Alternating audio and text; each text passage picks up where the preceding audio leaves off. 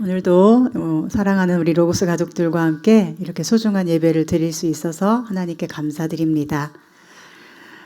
새롭게 시작한 새해가 하나님의 돌보심과 생명의 말씀 안에서 늘 견고하고 풍성하고 소망이 넘치시기를 축복합니다. 새로운 한 해가 시작되었습니다. 둘러보면 세상은 여전히 어둡고 춥고 전쟁과 기근이 끊이지 않고 있습니다. 또 우리 자신의 삶을 보아도 여전히 문제는 해결되지 않았으며 앞길이 까마득해 보일 것입니다. 그러나 우리는 그리스도께서 시작하신 구원의 시간이 우리 앞에 이미 놓여 있음을 믿는 그리스도인들이지요. 우리 걸음을 성령께서 인도하고 계심을 우리는 믿습니다.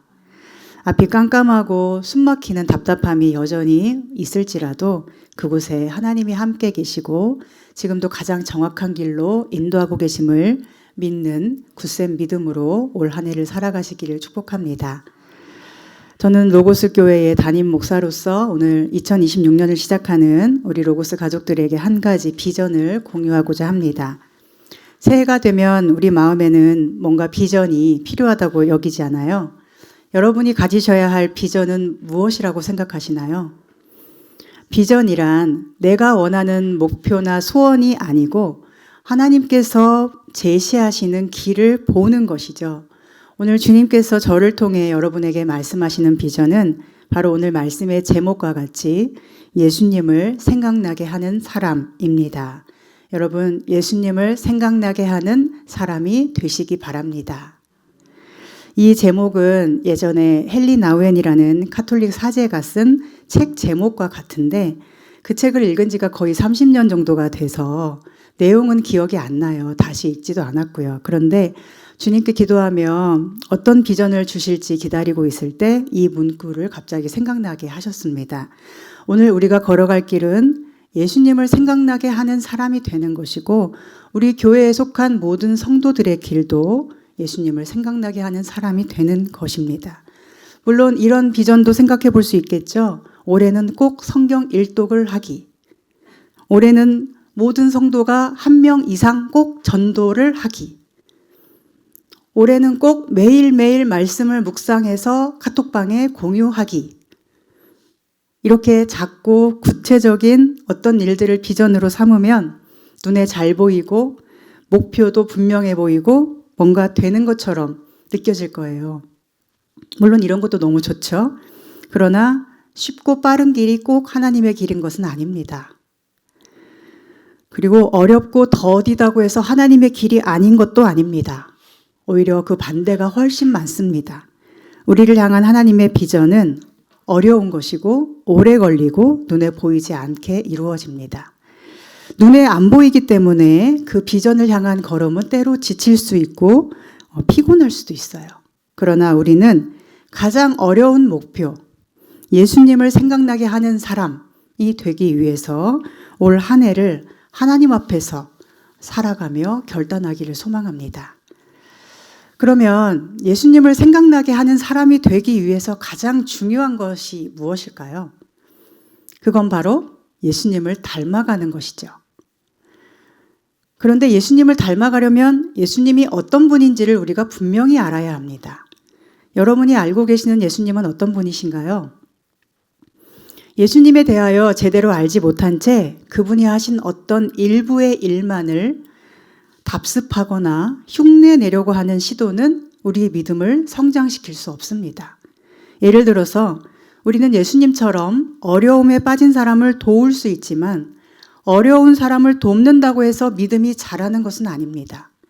어려운 사람을 돕는 것은 그리스도인이 아니어도 얼마든지 할 수 있고 저기 불자들이나 무신론자들은 더 많은 자비를 베풀며 자원봉사도 많이 하고 기부도 많이 하며 삽니다. 그리고 예수님이 긍휼하신 분이라고 하니 겉으로만 긍휼한 표정을 짓는 것은 예수님을 닮아가는 것이 아닙니다. 우리의 속이 깨끗해야죠. 우리의 속이 거듭나야 예수님을 닮아갈 수 있어요. 새해를 시작하면서 우리가 기억할 가장 중요한 예수님의 모습은 무엇일까요? 바로 자기를 비우는 종의 모습을 가지는 것입니다. 여러분, 예수님은 하나님의 아들이시죠? 그리고 하나님의 본체이십니다. 그분이 하나님 자신이라는 뜻이에요. 태초에 하나님과 함께 천지를 창조하셨고 우리를 창조하신 하나님이세요. 그런데 그 예수님이 하나님의 종이 되기를 자처하셨어요. 6절에 보면 그는 근본 하나님의 본체시나 하나님과 동등됨을 취할 것으로 여기지 아니하시고 오히려 자기를 비워 종의 형체를 가지사 사람들과 같이 되셨고, 이렇게 말씀합니다. 여러분, 우리는 하나님이 아닙니다. 우리는 예수님도 아닙니다. 우리는 단지 피조물입니다. 그런데 하나님이 피조물을 왜 창조하셨어요? 이 백성은 내가 나를 위하여 지었나니 나를 찬송하게 하려 함이니라. 우리 모든 사람이 태어난 목적은 하나님을 찬송하고 하나님을 사랑하고 하나님을 기뻐하는 거예요.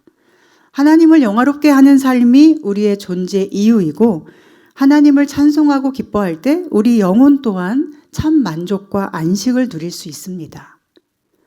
그러므로 창조 질서에 따르면 우리는 하나님을 중심으로 돌아야 참 만족을 누리며 살 수 있는 것이지, 내가 중심에 있으면 모든 것이 틀어져 버리고 맙니다. 내가 중심에 있는 그것이 바로 무질서, 혼돈, 공허의 상태라고 할 수 있습니다. 지구가 태양을 중심으로 돌아야지, 태양이 지구를 돌면 그게 무질서잖아요. 내가 하나님을 중심으로 돌아야 이것이 창조의 질서에 부합하는 것이죠. 그런데 인간의 죄가 뭐예요? 자기가 주인의 자리에 서는 것입니다. 아담과 하와가 그 죄를 지은 것입니다. 선악을 분별하는 열매를 먹어서 눈이 밝아졌어요. 그래서 자기가 선이 되었습니다. 자기 한계에 갇혔습니다. 모든 기준이 자기 판단이 되었습니다. 자기가 보기에 선한 것이 있고 그것이 이루어지지 않으면 하나님이 선하지 않다, 혹은 하나님이 없다, 이렇게 생각을 하게 됩니다. 모든 것이 자기 중심으로 돌아갑니다. 그전에는 하나님이 중심이고 자기는 종이었는데 이제는 내가 주인이고 하나님이든 누구든 나의 종인 줄 알고 살아가요. 다른 사람은 나를 위한 도구, 내 기분을 만족시키는 도구, 이렇게 여기는 것이 인간의 가장 심각한 죄입니다. 우리가 예수님을 닮기 위해서 가장 중요한 것은 바로 이 죄성을 고치고 창조의 질서를 회복하는 것입니다. 내가 중심이었던 삶을 하나님이 중심이 되도록 돌이키는 것이죠. 그렇다면 이러한 종의 가장 큰 특징은 무엇일까요? 순종이죠. 종은 주인의 명령에는 무조건 복종합니다. 자기 생각은 없습니다. 내 생각에는 이것은 종이 아니죠. 이것은 타협하려는 동료의 자세이지 종의 자세가 아닙니다. 그런데 우리는 자꾸만 생각을 하고 주인과 타협을 시도합니다. 그것은 이미 내가 주님의 종된 자리에 서지 못했다는 증거입니다.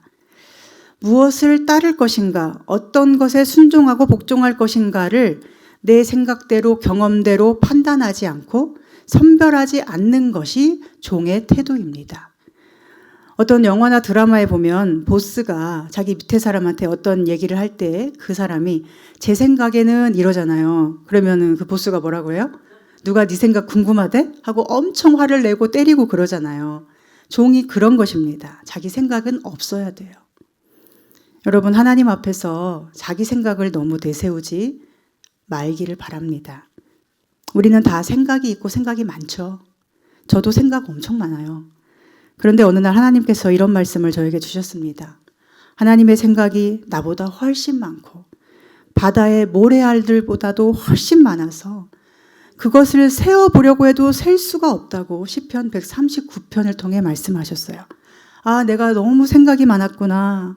하나님이 나보다 훨씬 많은 생각을 나를 위해 하고 계시는데 이 작은 두뇌를 가지고 뭘 생각해도 겨우 이만큼인데 내가 뭐라고 하나님 대신에 생각을 하고 있는가, 이런 날이 있었어요. 그러다 보니 평안해졌습니다. 우리가 종이기 때문에 우리의 할 일은 뭐밖에 없어요? 생각이 아니라 순종하는 거예요. 뭐에 순종해야 돼요? 말씀에 순종해야 돼요. 이런저런 우리 주변에 일어나는 상황들을 보면서 하나님이 왜 이렇게 하시나 계속 생각할 게 아니라 하나님께서 지금 나에게 무엇을 말씀하시는가 계속 귀를 기울이고 살다가 말씀을 하시면 즉시 순종을 해야 합니다. 하나님의 생각은 나보다 훨씬 깊고 크고 많다는 것을 믿고 살다가 어느 날 말씀을 주시면 묻지도 따지지도 말고 그저 순종해야 합니다. 순종을 하면 나한테 유익이 될 것 같으면 순종을 하고 이런 건 순종이 아니죠. 나에게 유익이 될지 말지 계산하지 않고 하는 것이 순종이에요. 계산하는 것은 타협하는 것이고 타협하는 것은 종이 아니라고 말하는 것입니다. 이것이 예수님을 닮아가며 예수님을 생각나게 해야 할 우리의 비전을 위한 첫 걸음입니다. 그런데 여러분, 우리가 종이 되지 못하는 이유가 있습니다. 하나님을 우리는 아버지라고 부르잖아요. 그리고 하나님의 자녀된 권세를 가졌다고 성경은 말씀하잖아요. 그러니까 자꾸 이런 생각을 하는 거예요. 에이, 자식이 부모 앞에 좀 흐트러져도 되지. 부모 앞에 막 아무렇게나 들어 누워도 되지. C.S. 루이스가 이런 말을 했습니다. 예수님 당시의 아버지라는 존재는 오늘날의 아버지와는 굉장히 너무 다른 개념이었다고요. 그 당시의 아버지라는 존재는 매우 무서운 권위자를 의미했다고 합니다. 우리나라도 불과 100년 전만 해도 아버지는 하늘과 같은 존재였죠. 그런데 지금은 아버지라는 존재가 어떤 의미가 되었습니까? 루이스에 따르면 이렇습니다. 제가 한 말이 아니에요. 아들을 태어나게 만든 것, 딸도 마찬가지겠죠. 자식을 태어나게 만든 것을 약간은 미안해하면서 혹시나 억압이 될까봐 아무런 제재도 가하지 않거나 심지어 정신적인 독립에 방해가 될까봐 아무 훈계도 하지 않는 아버지. 우리가 생각하는 이런 아버지상은 하나님의 아버지 되심을 크게 오해하게 만드는 상징이라고 그는 말합니다. 우리는 하나님이 우리의 아버지 되신다는 의미를 바르게 이해해야 하겠죠. 내 뜻대로 다 해줘야만 하는 아버지, 그리고 내가 하고 싶은 대로 행동할 때 나한테 힘을 미치지 못하는 아버지, 아무 말 못하고 잠잠한 아버지, 내가 해달라고 뗐으면 꼼짝 못하는 그런 아버지가 하나님이 아니시라는 거예요.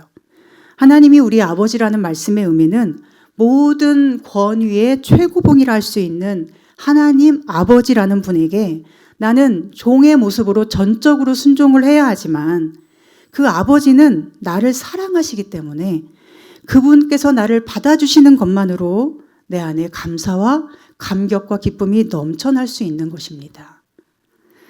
예수님은 하나님을 아버지로 섬기시면서 어떻게 하셨어요?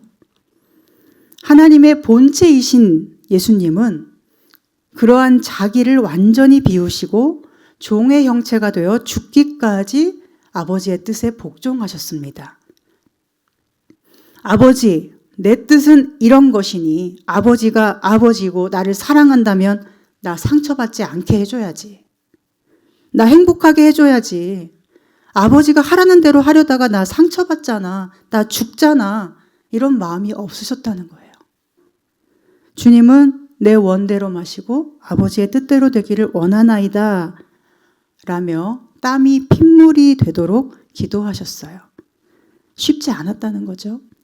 그분은 단 한순간도 아버지의 자리를 침범하지 않으십니다.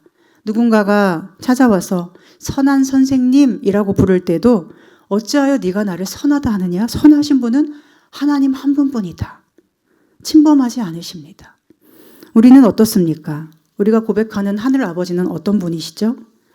내가 행복하기만 하면 어떤 짓을 해도 눈 감아주고 심지어 불량배처럼 행동해도 괜찮다고 하는 아버지가 여러분의 하늘 아버지이시면 좋겠습니까? 내가 원하는 것을 해줘야 하고 해주지 못하면 나에게 쩔쩔매야 하고 미안해야 하는 그런 아버지를 여러분 원하십니까? 내가 원하는 대로 안 되면 하늘 아버지는 선하지 않은 악한 분이라고 혹시 생각하진 않으셨습니까? 성경은 아버지는 친아들을 징계한다고 말씀합니다. 주께서 그 사랑하시는 자를 징계하고 그가 받아들이시는 아들마다 채찍질하심이라.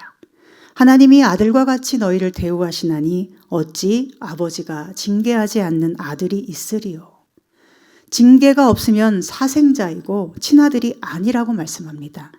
너희가 사생자이면 징계하지 않지만 친아들이기 때문에 너희를 더 좋은 길로 인도하기 위해서 교육시키고 훈련한다는 거예요. 오늘날로 말하면 아버지의 권위로 훈육하는 것입니다. 이런 뜻을 제대로 이해할 수 있다면 우리는 주인의 명령에 따르는 종의 의미를 바로 알 수 있을 것입니다. 내가 왜 종된 모습이어야 하는지, 왜 무조건 순종해야 하는지, 순종의 명령이 왜 자녀됨의 권세와 전혀 어긋남이 없는지를 알 수 있습니다. 올 한 해 성령께서 우리에게 지혜와 용기 주셔서 순종할 수 있는 존귀한 자녀 되기를 축복합니다. 그렇다면 예수님을 주인으로 섬기며 나는 복종하는 그런 삶의 가장 드러나는 표현이 무엇일까요? 그것은 예배입니다. 예배는 하나님만을 높이고 예수 그리스도의 십자가를 자랑하고 삼위일체 하나님을 전심으로 사랑하는 시간이에요. 예배는 매주 11시 1시간 동안 기도, 말씀 듣고 이런 게 아니고 매 순간 내가 하나님을 사랑하고 있으면 그게 예배예요.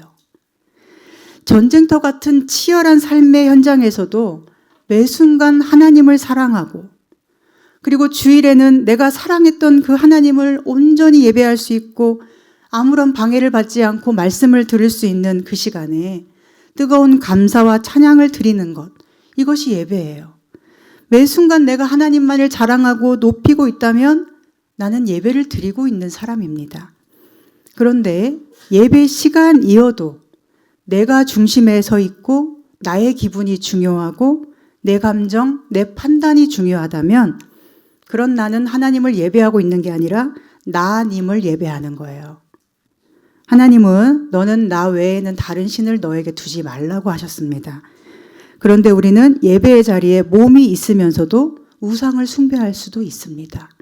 나의 생각, 나의 자녀 생각, 또 세상 어떤 일을 생각하는 그 모든 것이 우리의 우상이 될 수 있어요. 오늘 여러분은 하나님만을 예배하시기 바랍니다. 구약 열왕기에 보면 엘리야 선지자가 갈멜산에서 바알과 아세라를 섬기는 그 우상 선지자들 850명과 대결을 하잖아요. 수많은 우상 숭배자들, 그리고 그 우상에 빠져서 하나님의 백성이면서도 갈피를 못 잡고 하나님을 따르지 않는 그 백성들을 엘리야가 하나님께로 다시 돌이키기 위해서 홀로 그곳에서 목숨 걸고 도전을 하는 것입니다. 수많은 백성들이 모여서 다 보고 있는 그 자리에서 엘리야가 가장 먼저 한 일이 뭔지 아세요? 바로 무너져 있었던 여호와의 제단을 수축한 일입니다. 돌 12개를 골라서 이스라엘 12지파를 상징하게 하고 그 돌들로 여호와께 제사 드릴 제단을 쌓습니다. 이미 무너져버린 예배의 자리를 새롭게 세웠다는 것이죠. 제단 주위에는 도랑을 만들고 나무를 버려놓고 송아지에 각을 떠서 나무 위에 놓고 그 위에 물을 부었어요. 그래서 물을 부으니까 제물로 드려질 송아지도 나무도 다 젖고 제단 위에 물이 줄줄 흘러넘치고 밑에 도랑으로 물이 다 흘러가서 가득 차게 됐습니다. 그런데 어떻게 되죠? 엘리야가 하나님께 전심으로 기도할 때 불이 하늘에서 내려와서 제단을 다 태우고 도랑의 물을 마르게 했습니다. 그때 모든 백성은 여호와 그는 하나님이시로다. 여호와 그는 하나님이시로다. 이렇게 엎드려 고백을 하게 됩니다. 그날 그 갈멜산에서 엘리야는 백성들에게 이렇게 도전했습니다. 너희가 어느 때까지 둘 사이에서 머뭇머뭇 하려느냐. 여호와가 만일 하나님이면 그를 따르고 바알이 만일 하나님이면 그를 따를지니라. 오늘 저도 여러분에게 도전하겠습니다. 이왕 예수님 믿으시려면 제대로 믿으십시오. 정말로 예수님의 살아계심을 믿으신다면 제대로 신앙생활 하시기 바랍니다. 제대로 예배드리시기 바랍니다. 특히 예배에 빠지지 않기를 바랍니다. 생명보다 예배를 더 중요하게 여기시기 바랍니다. 그리고 주의 몸된 교회를 섬기는 일에 최선을 다하시기 바랍니다. 세상에서 돈을 받는 직업에 최선을 다하듯, 아니 그보다 더 하나님과의 약속에 더 최선을 다하시기를 바랍니다. 만약 하나님이 안 계시다면 그렇게 안 해도 됩니다. 머뭇해도 되고 대충 해도 됩니다. 한쪽 발씩 걸쳐놓고 여기서도 조금 저기서도 조금 구색만 맞추고 신용만 해도 됩니다. 그러나 살아계신 하나님이심을 믿는다면 제대로 해야 할 것입니다. 제대로 예배하고 제대로 믿어보고 제대로 섬겨보고 제대로 참아볼 수 있기를 바랍니다. 여러분, 아버지가 살아계심을 안 믿는 자녀의 태도를 상상해 보시기 바랍니다. 아버지가 옆에 계신데 자녀가 늘 이런 식이라고 상상해 보세요. 나는 괜히 아버지를 믿고 살아서 이 모양 이 꼴이 되고 말았네. 나는 괜히 믿음을 가져서 이 처량한 신세가 되고 말았네. 그러면 이 아버지가 죽어 있으면 괜찮아요. 옆에 없으면 괜찮아요. 아무리 그렇게 말해도 들을 아버지가 없는 것이니까요. 그런데 아버지가 살아계시고 그 자녀의 말을 옆에서 계속 듣고 있으면 아버지 심정은 어떻겠습니까? 여러분의 자녀가 여러분 옆에서 그런 식으로 말하면 여러분 마음 어떠실 것 같으세요? 내가 아빠를 잘못 만나서 이 모양 이 꼴이 되고 말았네? 이런 딸이 있다면 여러분은 내가 자녀에게 잘 못해줘서 미안하네 할 것입니까? 아니면 자녀로 인하여 속상하고 매우 화가 나겠습니까? 정상적인 부모라면 마음이 아프고 화가 무척 나겠죠. 얼마나 아버지를 무시하면 그런 식으로 말하겠습니까? 어느 날 제가 아침에 자다 일어나면서 문득 이런 생각이 들었어요. 때로 하나님의 말씀만을 붙들고 살아온 제 삶을 돌아볼 때 감사하고 감격스럽다가도 현실의 문제를 생각하면 한숨이 나올 때 하나님께서 저에게 이걸 깨닫게 하셨어요. 하나님이 살아계시지 않다면, 내 곁에 계시지 않다면 어떤 푸념을 해도 그건 내 자유이고 내 선택이지만 내 곁에 하나님이 살아계시고 나를 다 보고 계시고 나를 듣고 계시면 모든 푸념과 한숨과 자책이 얼마나 아버지의 마음을 아프게 하고 진노하시게 할까. 이왕 하나님을 믿는다고 걸어온 인생인데 지금 아무리 힘들어도 아버지가 안 계신 것처럼 말하거나 행동하면 안 되겠다. 그 아침에 하나님의 아픈 심정이 느껴져서 제 마음을 다시 하나님께 드리며 하나님의 도우심을 간구했습니다. 하나님, 다시 하나님만 바라보겠습니다. 하나님만 믿고 걸어온 인생, 이게 무엇인가 싶을 때가 있지만 하나님이 안 계시면 그렇게 생각하는 것이 맞겠지만 하나님의 살아계심을 저는 믿고 하나님의 크고 위대하심과 하나님의 전능하심을 저는 믿고 저의 고귀함을 하나님 앞에 다시 여전히 지켜나가겠습니다. 이렇게 기도했어요. 여러분, 우리의 고귀함을 지켜나가는 것, 그게 뭘까요? 그게 바로 예배예요. 예배는 하나님의 백성들만이 드리는 최고의 사랑입니다. 9절에 이러므로 하나님이 그를 지극히 높여 모든 이름 위에 뛰어난 이름을 주사 이렇게 말씀해요. 모든 이름 위에 뛰어난 이름, 이것은 예수님께서 죽기까지 복종하심으로써 얻은 이름이기도 하지만 예수 그리스도를 구주로 섬기고 그분의 종으로 살아가고 있는 모든 그리스도인들에게 주신 이름이기도 합니다. 즉 우리가 주님의 종으로서 내가 태어난 본래의 목적대로 참되고 진실하게 최선을 다하여 예배하며 살아가는 그 모든 순간에 우리는 지극히 뛰어난 이름을 가진 사람이라는 것입니다. 여러분, 이것을 믿으십니까? 우리를 지극히 뛰어나게 하는 것은 이 세상에서의 성공이 아니라 하나님을 향한 순종의 예배입니다. 이 사실을 믿는 사람이 그리스도인입니다. 그러므로 제가 여러분에게 새해에 도전하고 싶은 것은 먼저 우리에게 주어진 주일 예배에 최선을 다하자는 것입니다. 간혹 피치 못할 사정으로 못 오실 수도 있어요. 그럴 때는 우리 교회가 지금 실시간 예배를 못하기 때문에 다른 교회 예배라도 드리시면 좋겠습니다. 그리고 실시간으로 다른 교회 예배를 드렸다고 하더라도 나중에라도 꼭 우리 교회의 설교만은 들으시기를 바랍니다. 우리를 하나님께서 로고스 교회 지체로 불러주셨잖아요. 우리 교회가 나아갈 길, 하나님께서 우리 교회를 인도하시는 길을 하나님은 말씀으로 지시하시고 그 말씀을 맡은 사람은 이 교회의 목사인 저입니다. 만약 제가 전하는 하나님 말씀을 한 주, 두 주 계속 듣지 않는다면 그러면 그 사람은 어떤 교회의 비전을 따라 신앙생활을 하게 되는 것일까요? 간혹 다른 교회 유명한 목사님들의 설교를 좋아하시고 즐겨 들을 수 있지만 오늘 우리 교회에 주시는 하나님의 말씀은 저를 통하여 여러분에게 주어지는 것입니다. 그리고 여러분은 혼자서 여기저기서 생명 양식 얻어먹으러 다니는 사람이 아니고 로고스 교회에서 하나님의 뜻을 따라 함께 하나님 나라를 이루도록 부르심을 받은 귀한 성도들입니다. 이런 의미에서 저는 예배가 한 번밖에 드려지지 않는 것이 여러분에게 미안한 마음입니다. 그러나 언젠가 예배드릴 여건이 되고 또 우리 모든 성도님들이 말씀을 잘 받아들이고 소화도 잘 시키는 그런 상황이 허락된다면 하나님께서 또 다른 예배의 시간도 허락하시리라고 생각합니다. 그러니 그때까지는 일주일에 단 한 번뿐인 이 소중한 예배를 더 사모하고 기대할 수 있었으면 좋겠습니다. 3절에 이렇게 말씀해요. 다툼이나 허영으로 하지 말고 오직 겸손한 마음으로 각각 자기보다 남을 낮게 여기고.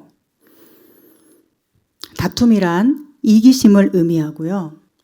여기서는 이기심이고요. 허영이란 헛된 영광을 구하는 마음을 뜻합니다. 그리고 2절에는 마음을 같이 하라, 뜻을 합하라 계속 말하고 있어요. 우리가 교회로 부르심을 받은 것은 내 뜻을 고수한 채 내 방식대로 신앙생활을 하는 것이 아니죠. 헛된 영광을 구하는 마음 상태로 머물러도 된다는 게 아닙니다. 우리는 오직 하나님 앞에 종의 모습으로 예수님을 닮은 겸손한 마음으로 말씀을 중심으로 하나 되어서 하나님의 뜻을 이루기 위해 부름받은 성도들입니다. 우리 교회의 표어는 말씀의 빛을 따라가는 교회예요. 그리고 올해 우리는 말씀의 빛으로 하나 되는 교회가 되어야 하겠습니다.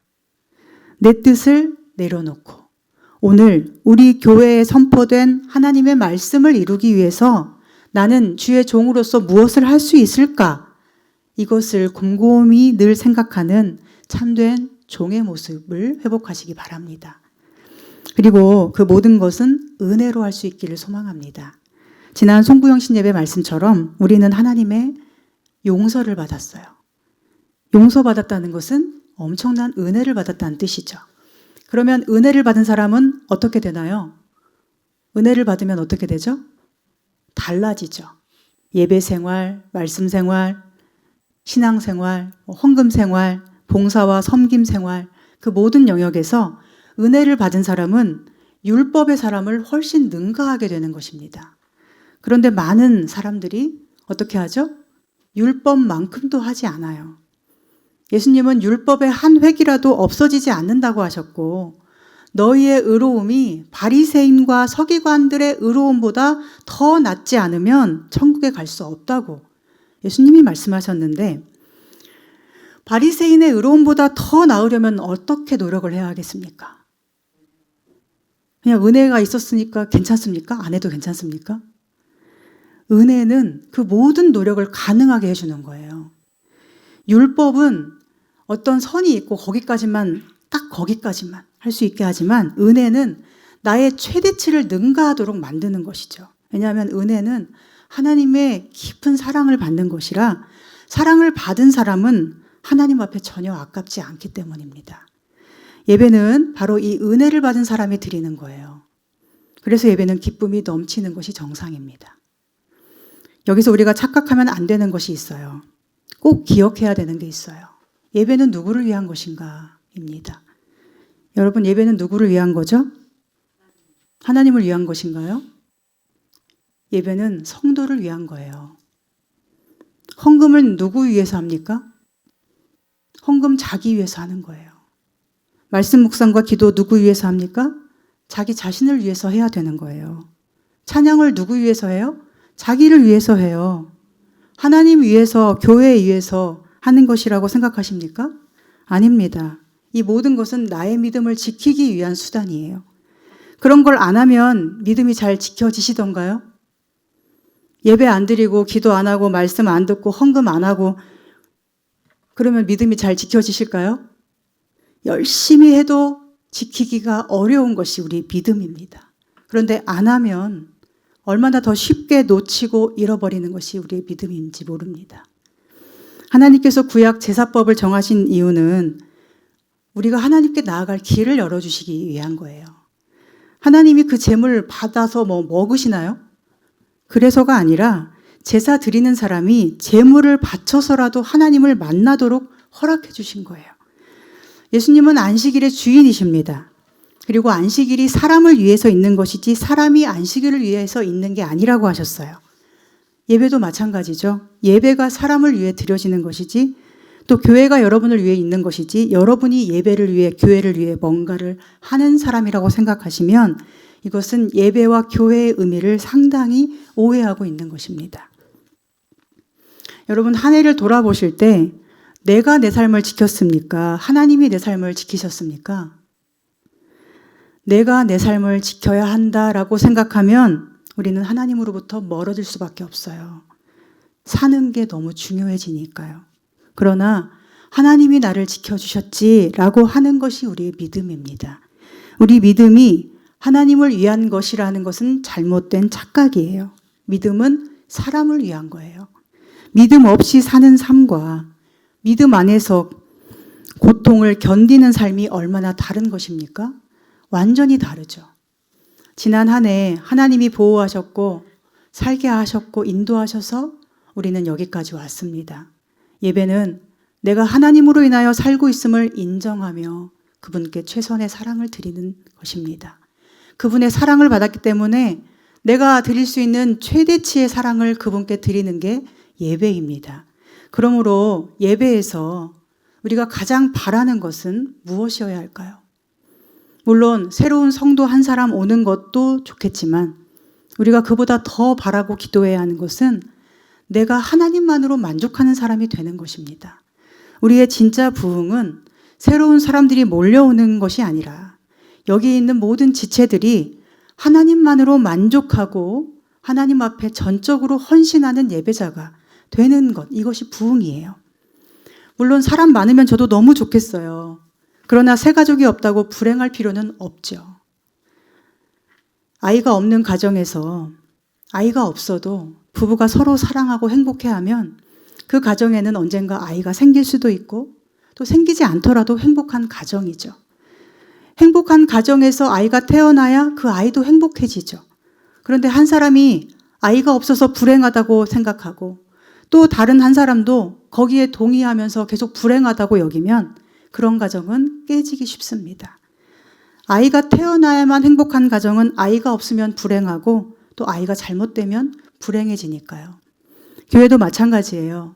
새로운 사람이 오면 그날은 설레고 조심하고 새로운 사람이 없으면 축 처지고 예배 자세가 흐트러진다면 그게 과연 교회의 모습이겠습니까?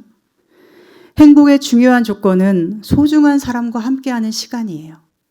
우리 교회에 새 가족이 없어도 우리에게는 가장 소중하신 예수님이 계시고 예수님을 가장 사랑하는 소중한 형제 자매들이 있습니다.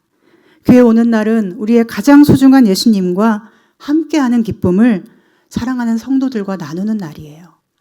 그러니 어찌 기쁘지 않을 수 있겠습니까?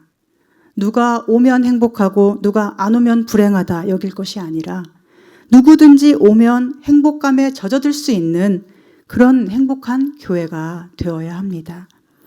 큰 컨벤션 홀 같은 데서 공무원들이 1000명이 모여서 회의를 하는 것과 아주 작은 소회의실에 10명이 모여 회의를 하는데 거기에 대통령이 참석하는 것 중에서 어떤 회의가 더 크죠? 공무원 1000명, 10,000명 큰 건물에서 자기들끼리 회의하는 것이 큽니까? 아니죠. 대통령이 있는 그 회의장이 가장 큰 회의장이에요. 비록 천막일지라도 말이죠.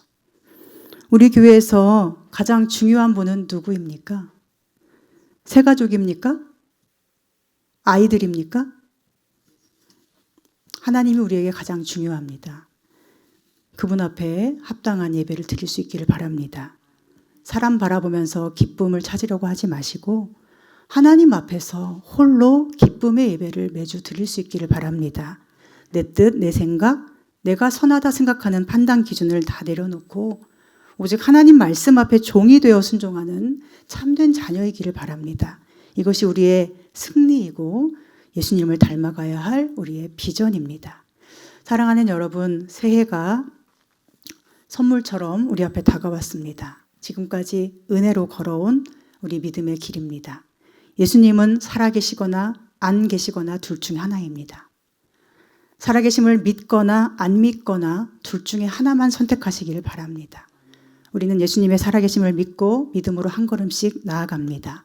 오늘 찬양의 가사처럼 갈 길을 밝히 보이시니 예배의 자리에 최선 다해서 달려오시길 바라고 죄악 벗은 영혼으로서 기뻐 뛰며 주를 찬양하는 예배 드리기를 바랍니다.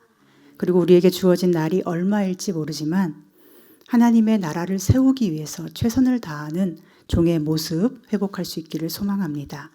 우리가 하나님의 종으로 살아가면 우리가 하는 일이 크든 작든 그리고 어떤 성공을 했든 못했든 우리는 하나님 앞에 고귀한 사람이 되는 거예요.